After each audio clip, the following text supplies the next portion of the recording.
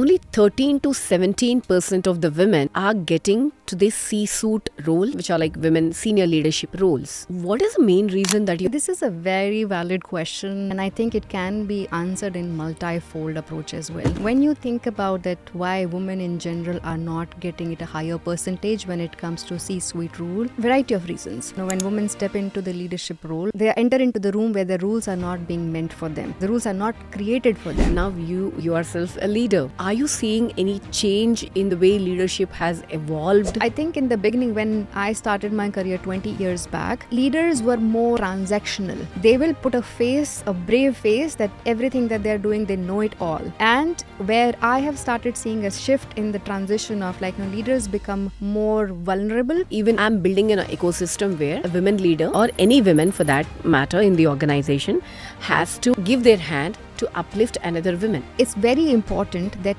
we track our inclusion in terms of performance. Organizations should really pay a key interest in tracking promotions. How many promotions are there by gender, by age, by department? Who really gets the credit of that innovative idea? These are some of the metrics that organizations should invest into so that people do not feel that they are being stepped over by someone biased viewpoint. In the entire ecosystem of the organizations, only 21% of the organizations are having women in their board, and that too only one women leader. Even to see somebody as a role model also, there are very few in number when compared to the other gender. When you see someone like Indra Noori, you want to be like her. You want to just go follow that footsteps. So this is very important for us to have role model in place so that the younger generation follow their footsteps in some shape. Hi Meenakshi, welcome to MetaFolks Chat Show. How are you? Thank you so much. I am doing very well, and all the more reason to be happy because I'm doing this podcast with you. Wow, that's so glad. Thank you. So we had multiple conversations about women in leadership and all that. I totally appreciate the work you have been doing currently, women in tech, in leadership role, and all the other things that you're currently doing with your organization, right? I was super impressed. The one question I had in my mind, only 13 to 17% of the women are getting to these C-suite roles, which are like women senior leadership roles. What is the main reason that you actually, there could be many reasons. One could be the lack of opportunities. Two, I don't know, I'm putting all the questions in the one go, but the decision making. It could be the organization's decision making or the individual, the women's decision making of getting into that role. And it could be bias that we see or the lack of skills that the people have. If you have to think of all these, how do you prioritize the answers and the reasons that people have to not to get into the C-suite role? This is a very valid question, and I think it can be answered in multi-fold approach as well. When you think about that, why women in general are not getting it a higher percentage when it comes to C-suite role, variety of reasons. You think about that, first and foremost, there is no problem of entry of workforce of women in general. We have good percentage of women who are entering into the workforce.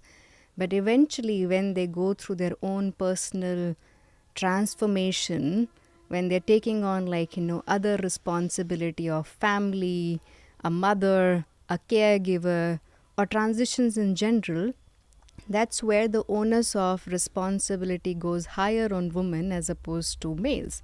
And inevitably, that leads to the career, aspiration, take a little bit backseat.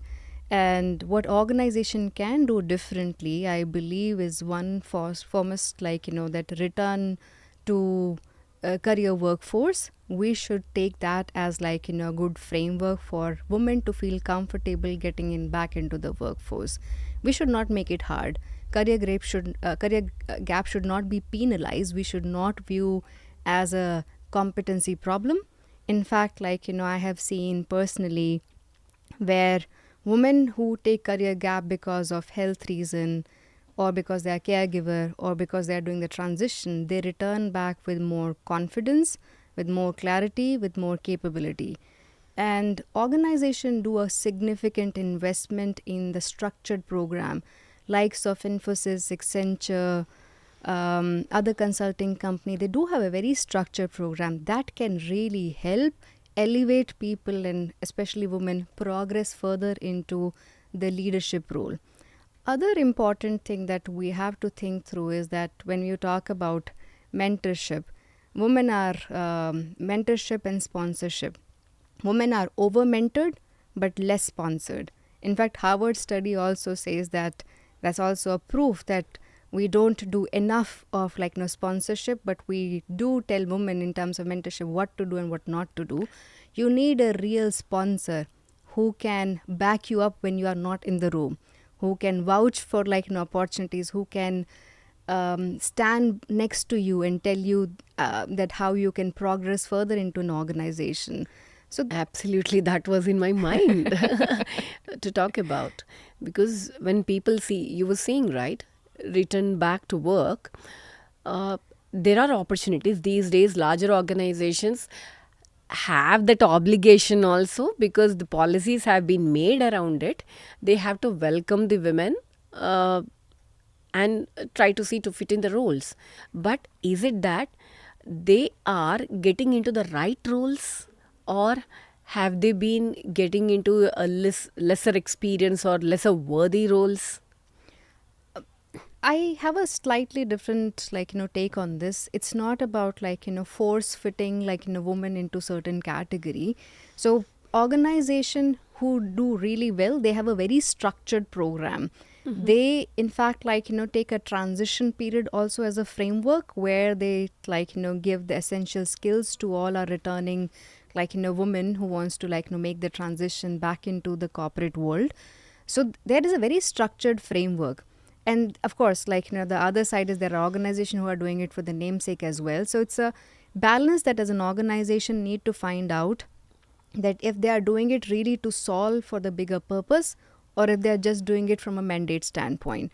So especially the HR leaders, and especially women in HR leaders, have more accountability and ownership to make sure that they do it for the right purpose, and making sure that our women who are returning back to workforce get equal opportunities. And record also shows that they have higher impact, because they have lot of zeal to prove their worth once they are back into the workforce. Exactly. I mean, your first job or your first working day or your first, that experience is different. And when you're starting your second innings, okay, you're rejoining the organization, you will come with more passion. Yeah. Right? Yeah. So as you were mentioning in your initial conversation, like now women are getting into jobs, the number has increased when you compare to the previous years, but it's still between 30 to 40 percentage of the women who are getting into the jobs. By the time they take the leadership role, the graph is going down, because where is that 30 50 out of the entire organization, only 30 to 35% are there, and now only 17%, between 15-17% of the women are getting into this leadership role. That's actually an underlying problem that we need to fix. Yeah. uh, it's a very good thought-provoking question for us to think that why is it not working well. To be honest, when women step into the leadership role, um, there are they enter into the room where the rules are not being meant for them. So the rules are not created for them, and there's a perpetual problem that we're dealing with, that how do organization recognize how people get promoted, and whose ideas getting implemented, and how sponsorship work, how many people have access to informal channels. That is where the inclusion gets very, very important take to it, because as an organization, diversity is not just about number. Inclusion is more that who do have voice into the room, and belongingness really matters, because that's a feeling. So you should create that environment where you restructure everything, the metrics and everything comes like secondary, where you need to just think about as a whole problem and make sure that okay, you have strategies, processes and policies aligned to that particular goal, and make leaders accountable for that. I think one thing that really sticks out when leaders are being mandated to create an inclusive team, if they can't do it, they should not be the right person to lead the team, in my opinion. Absolutely said. People are gonna just look at it and focus on it. Yeah. And that's what I feel. So, the opportunities, the decision making that you have already covered with, that people are going through, women are going through transition in their lives, taking up different roles at home. That's the reason there is a drop in the graph, taking up the leadership roles that they actually are capable of. So now it comes to the area where people talk about the new technology. Technology is like changing every next day, right? You take AI, you take other technologies like green hydrogen in engineering and energy, or be it whichever technology comes in, it's changing every next day. Now, I'm not talking only about women. There are a lot of other leaders, even men, women, everyone. Uh, there is a stage where the mindset of growth is paused. Okay, because I don't want to focus only on women. I've seen many men leaders, leaders in this category also, that the growth mindset is paused. Okay, they do not want to grow. They become so cozy with their current roles and all that.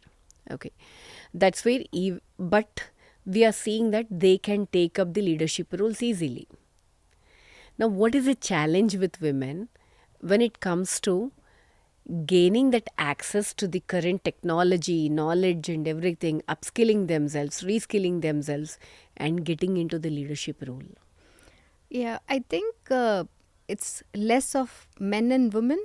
Change itself is so hard for any individual to adapt to.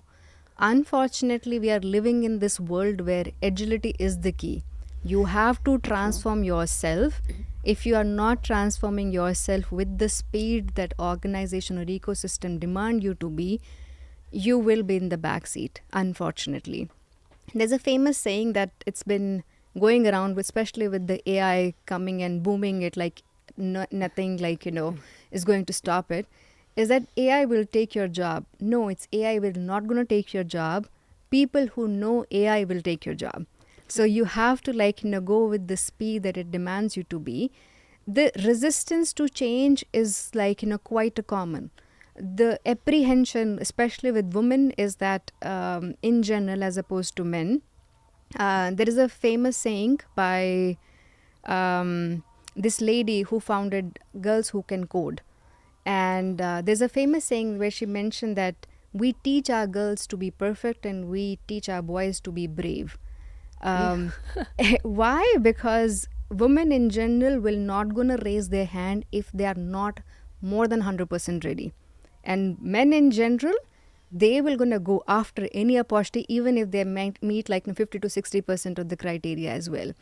So change itself is how systematically is being designed, because that's how the foundation of our evolution started, from childhood to adulthood, to where in when we were growing up as kids, most of the decisions are being taken by either our parents or by our brother or by our elder family members, and the decision making changes to your husband or to your in-laws once you get married.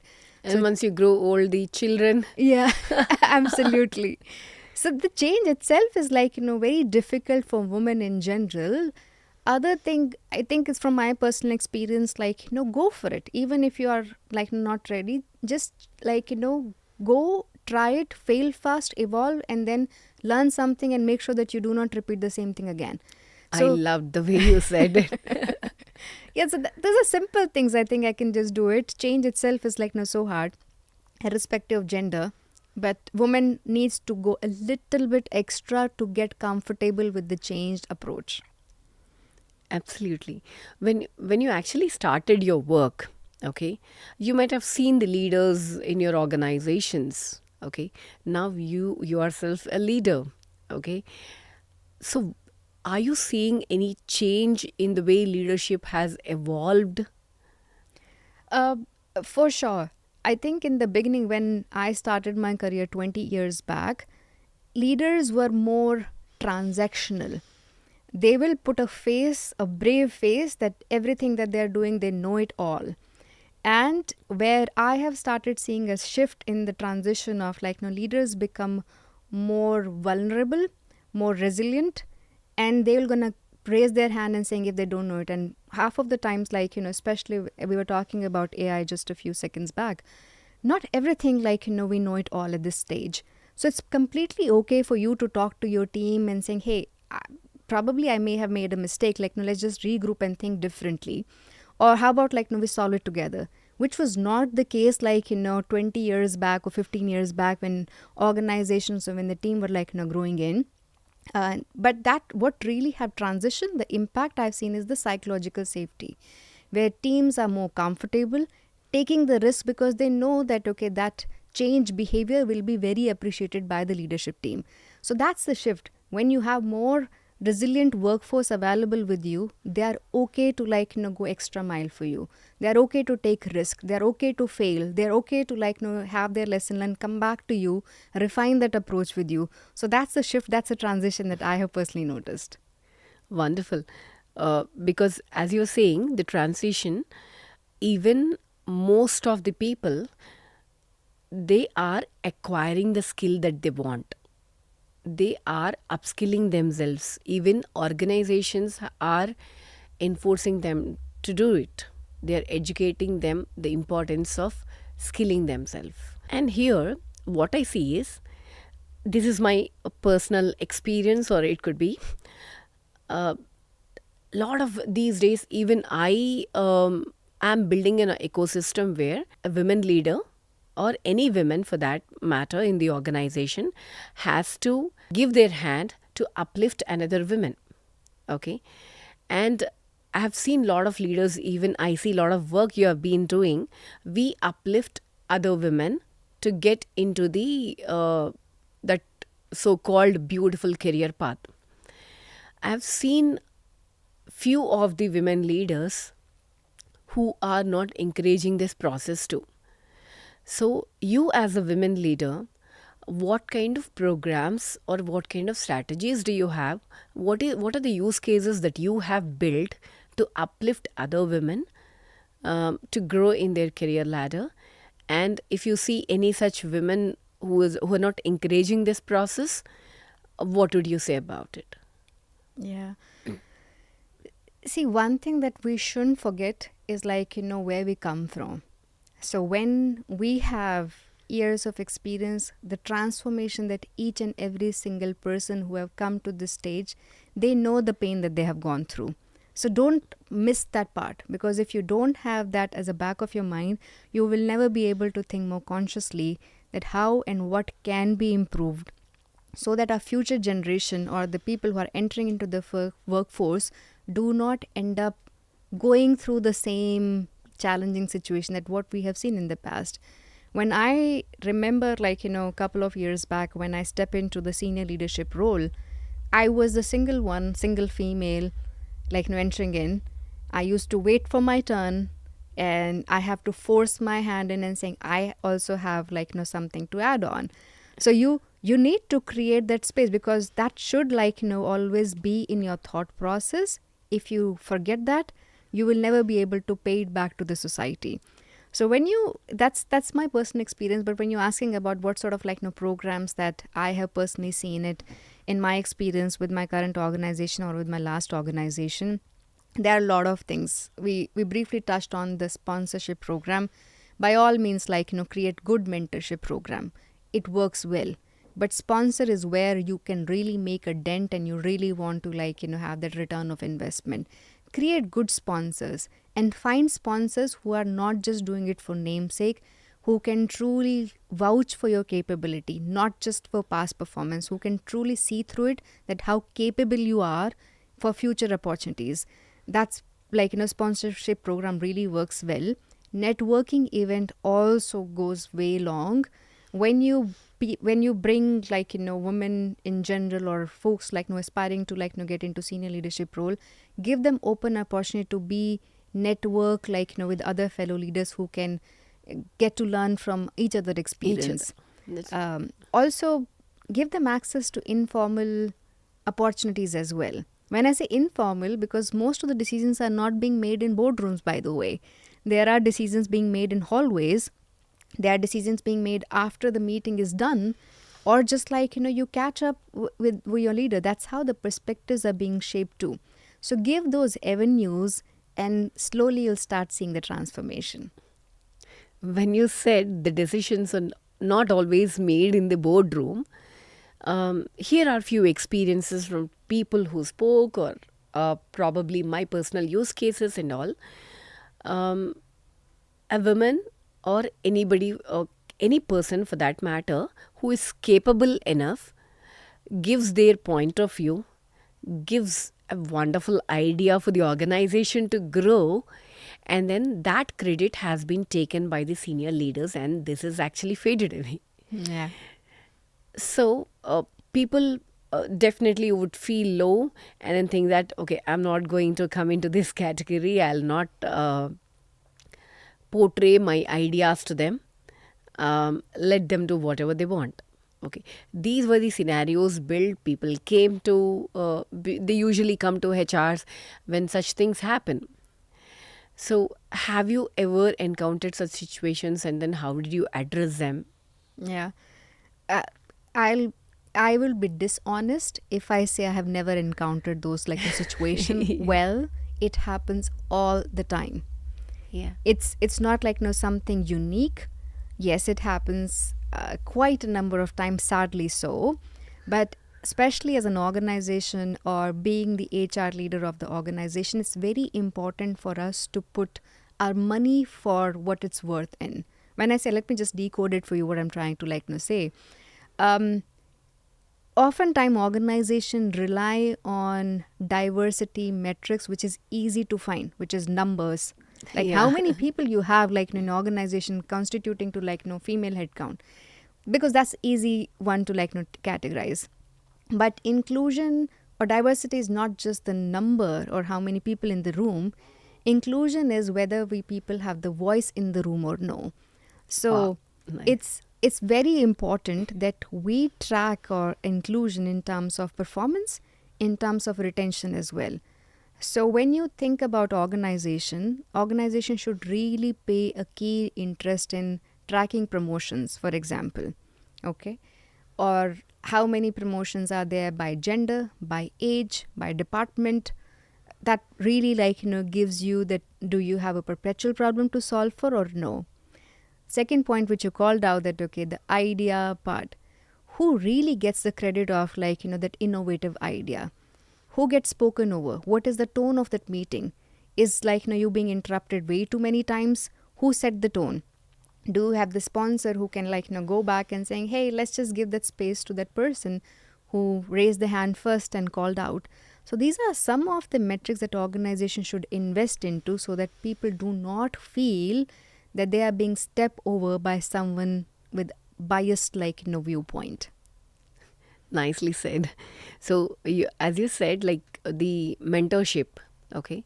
Mentorship is more like guiding, giving feedback, and all that.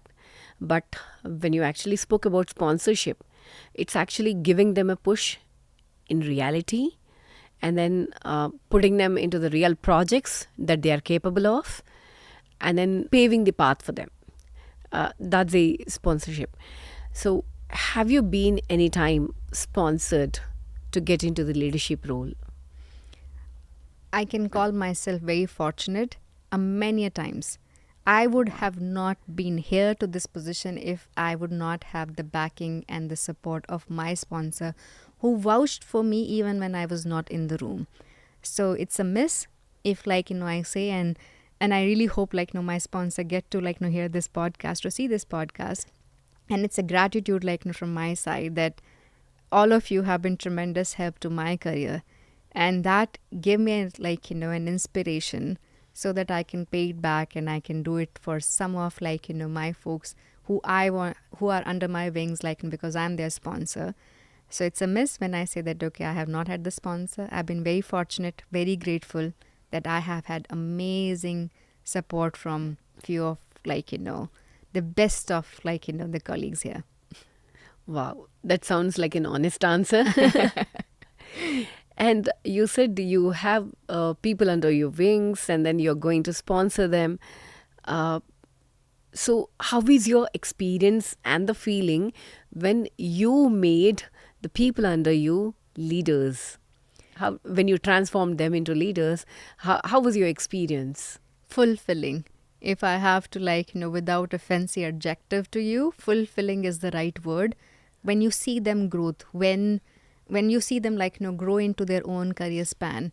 And I have people come back to saying, oh, I've never have thought I would probably go and excel onto this project. But it's their sheer effort. Our job is just to steer them in the right direction.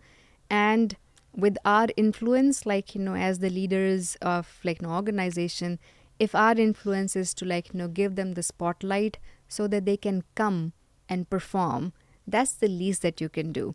So it's very fulfilling to just see them excel in their growth. And I have had tremendous gratitude, because there are people who are still in contact with me who are not part of my current organization, but we still connect, share our common learnings and laugh about it all the time. I mean, the way you said fulfilling, of course, that's the complete word that you can say, because when you get into leadership role, you would be happy. But when you help others to get into such roles, you'd be delighted. That's wonderful. Wonderful. When it comes to the important aspect in the organization for a woman to get into the next level, which we see it as promotion bias. Okay. So even HRs play crucial role in majority of the larger organizations. But when it comes to small and medium level organizations, management is the ultimate decision maker. HR just gives their inputs there. Of course, they give their kind of contribution there, but majority of the decision has been taken by the management. Now, this promotion bias, do you actually have a view on it? That women are not so gratefully promoted for the capabilities that they have? This is definitely a problem. When we say that there is a promotion bias, unfortunately, yes, there is. Because women in general are being perceived that they may not be able to take additional responsibilities. Why? Because they have a household to manage. They have their kids to support. They have ailing parents where they need to take care of. And inadvertently, when we say promotion, it entails some additional responsibilities. So it's pre-assumed, that notion is being set that they may not be able to scale for additional responsibility, and that's the base of the biasness. So before we deal that how to solve it, we need to understand the background, that where it is coming from, because that's what the perceived notion is. A lot of organization, especially bigger organization, they have a very structured metrics to identify if there is a promotion biasness. Sadly, in smaller setup organization, that's still a problem. And it requires a very constant effort, making sure that HR and management are always in line when it comes to understanding and seeing the underlying problem and trying to solve for. But bigger organization has evolved over a period of time. They look at pattern. They look at the promotion percentage of different genders, different age group, different department, and see if there's a problem. If we are not being able to promote women with the same rate as men, you do not have an inclusion problem. You have a structural problem that you need to solve for. You already have women in the workforce, so that's definitely not an inclusion challenge that you want to solve for. The fact is that your management do not see them progressing enough. Why? Is it because the leadership, or because the learning opportunity has not been given to them, or something else is there? Why in the first place they are not going in at the same rate?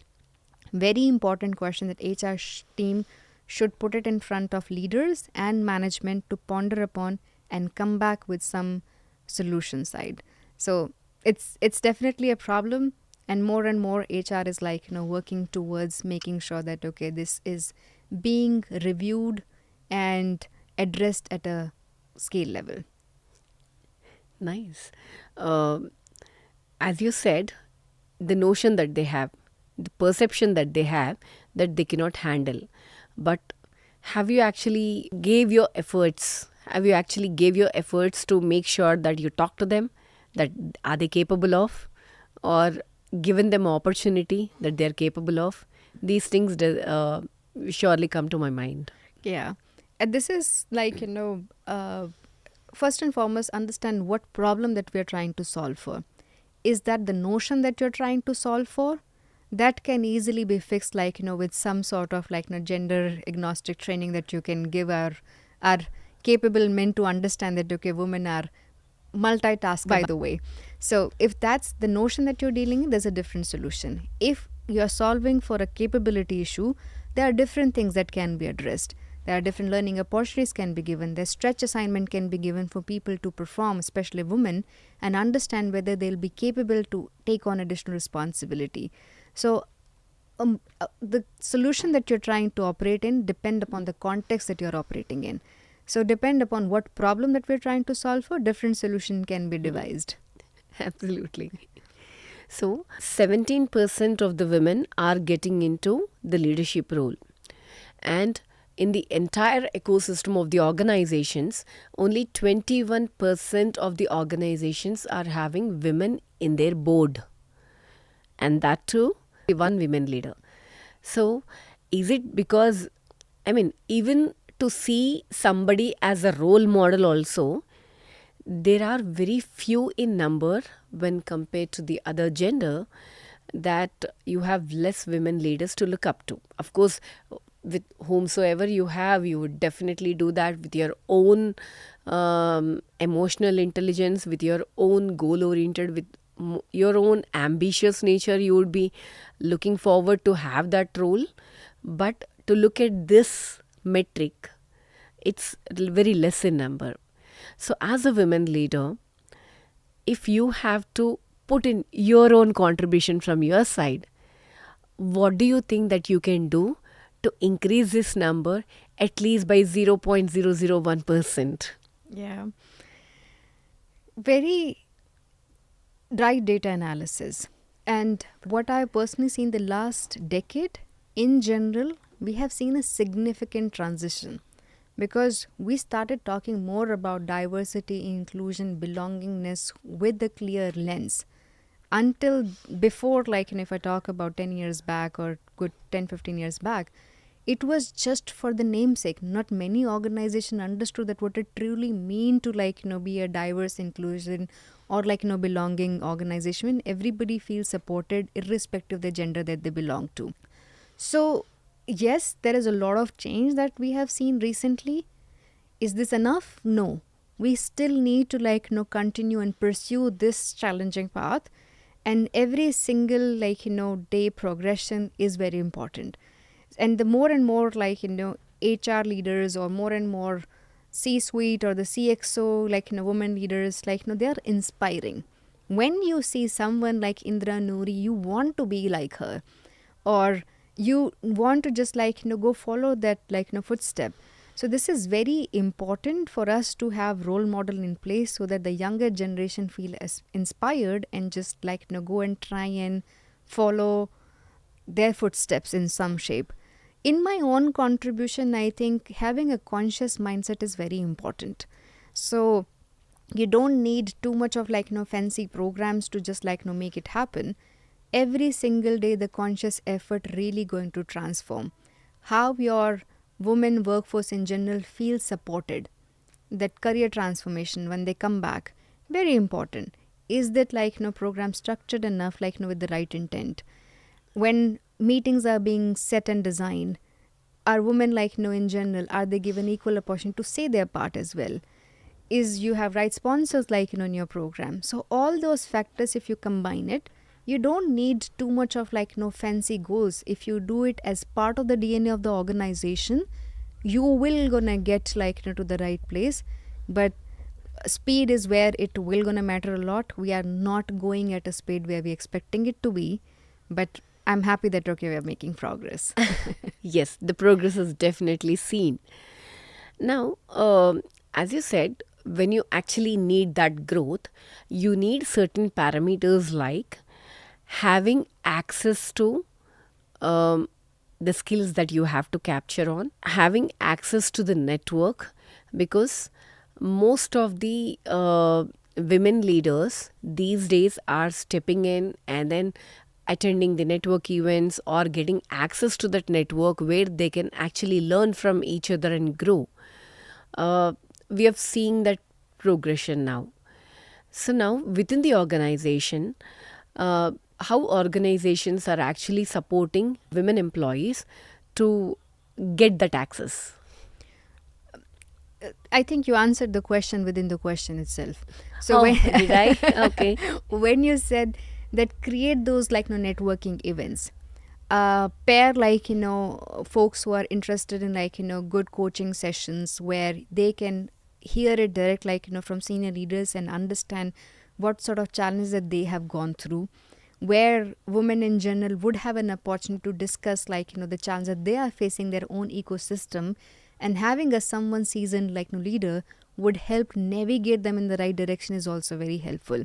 So there are things as you rightly said, is definitely helping us get to a desired space.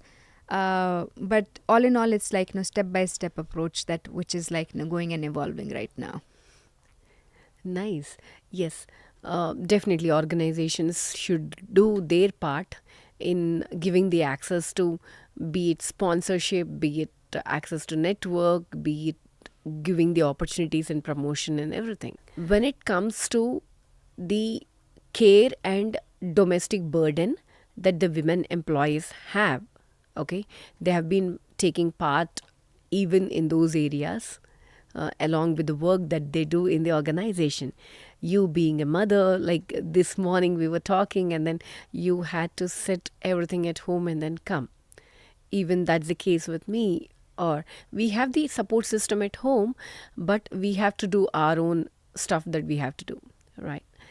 So, do you think there can be a dotted line connection from the organization's end to the employee so that that's taken care, but you be part of it?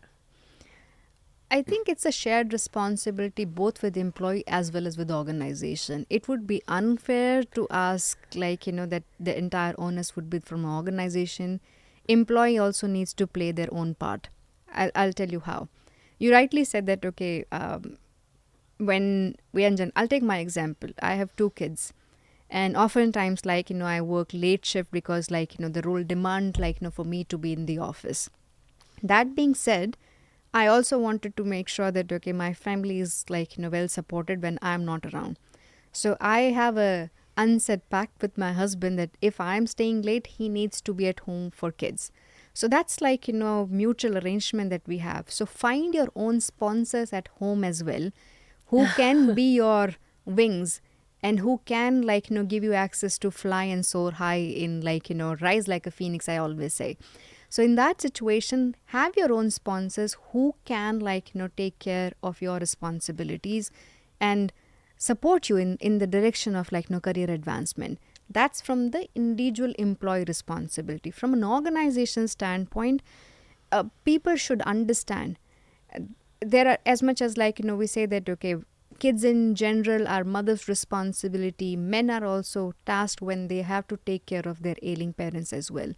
So while women understand that men can take some additional time to just maybe an extra stretch assignment or some extra time to get their projects done because they have an ailing parent to take care of, same sort of sentiment should be extended when a mother is coming and saying my child is not well, I need some extra time. So it's a two-way conversation. irrespective of gender, everybody needs some help.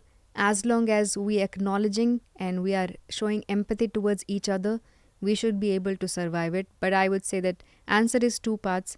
Have equal ownership both on employee as well as an organization to make this as a successful pact. Gratefully said. Very nice, because without that support system, either in the organizations or at home, we wouldn't have been in the positions that we are in currently. That's definitely a paved path for us. Beautifully Absolutely. done. Now, usually when we talk about succession planning, okay, uh, if you have to choose a few people for the role that has to be designed for at the leadership level, what would be your thought process to pick that leader, to pick that person? How do you strategize your succession planning? Succession planning is a very important vital step, especially with the age that we are evolving. Everything moves at a super fast pace. We have to have a leader who we can fall back on. Cannot be one person who can be a bottleneck. Not that I'm trying to scare anyone in this situation, but everybody as an organization needs to see that, okay, who they can help and tap on support to for any additional help that is required. So succession planning is very, very important. There are different tools that organizations are doing in terms of talent assessment, understand the strength and the area of opportunities, give an individual development plan that support the growth that the person experiencing, what is the personal aspiration which can club with the organization motivation. So there are multiple factors that can be done in order for you to get to a desired state of succession planning. There are different models that is available in the market. So whatever you're trying to solve for, understand which one will going to work best for your ecosystem and then try it. In my personal experience, one thing that I really find very fascinating is the talent assessment, where you do a thorough assessment of strength, key area of opportunities, what is the personal career aspiration, what sort of role, opportunities, career framework that we can put a person in. Basis that insight of talent assessment shapes up a succession planning tool as a whole. Nice. Using the resources available in terms of assessment, and then assessing post assessment, driving the um, results, I mean, with those analytics is equally important. Right. So, last but not least, if I have to say, I'm an employee, okay? I look forward for the leadership role, but I do not want to communicate to it my senior leaders. I don't want to talk about it, but I want to speak with my work. So now, without asking, will the employees get their sponsorship? It's a difficult one. I would say both depend upon the organization or the context that you're operating in.